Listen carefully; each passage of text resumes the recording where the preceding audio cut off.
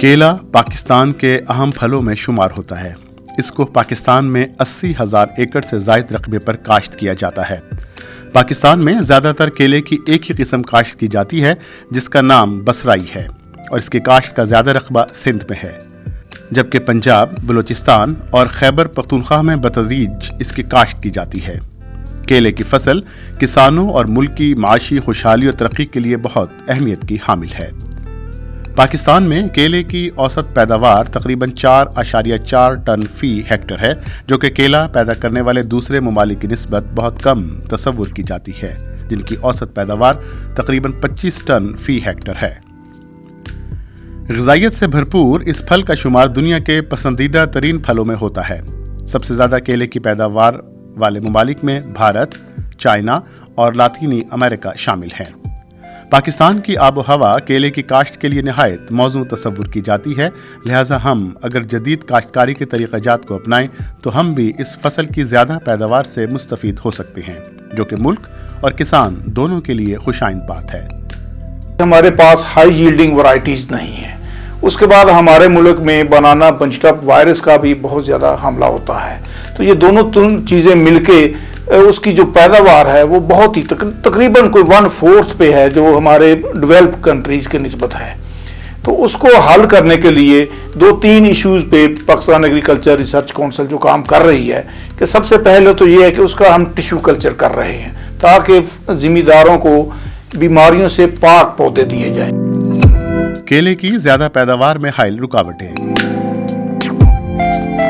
کیلے کے نئے پودے روایتی طور پر پرانے پودوں کے ساتھ موجود بغلی بچوں سکر سے حاصل کیے جاتے ہیں، جو کہ کئی مسائل کا باعث بنتے ہیں، جن میں وقت کا ضیاع اور کم پیداوار شامل ہیں۔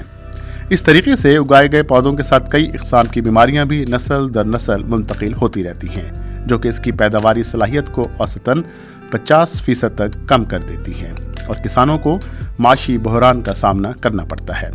اس کی ایک مثال پاکستان میں 90 کی دہائی میں بنانا بنچی ٹاپ وائرس BBTV نامی وائرس کا حملہ تھا، جس سے وسیع پیمانے پر کھیت بیماری کا شکار ہو گئے اور پاکستان میں کیلے کی فصل بری طرح متاثر ہوئی۔ اس کی ایک بڑی وجہ روایتی قسم بسرائی ہے، جو کہ کم پیداوار دیتی ہے، اور زیادہ تر کیلے کی یہی قسم کاشت کی جاتی رہی، جو کہ کسانوں کے معاشی نقصان کا سبب بنی۔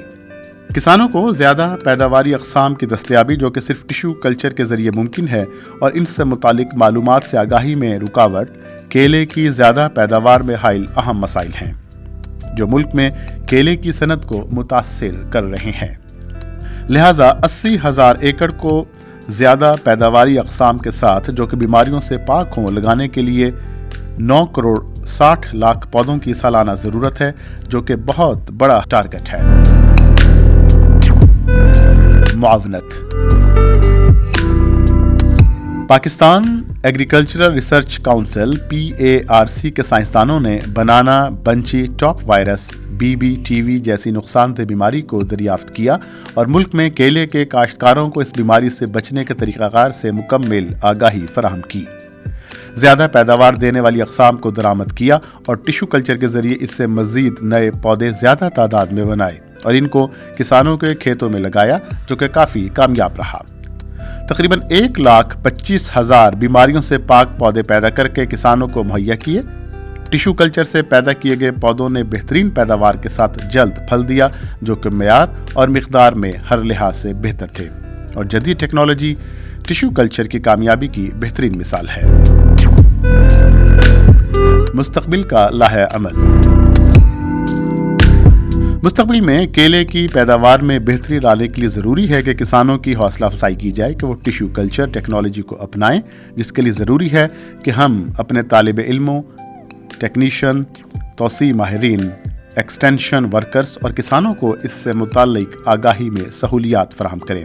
اس طرح تربیت یافتہ افرادی قوت ہی کیلے کی صنعت کو کامیاب و کامران بنانے میں مددگار ثابت ہو سکتی ہے، اور ٹیشو کلچر سے پیدا شدہ پودوں کی مستقل بنیادوں پر دستیابی ہی کسانوں اور ملکی معیشت میں اہم کردار ادا کر سکتی ہے۔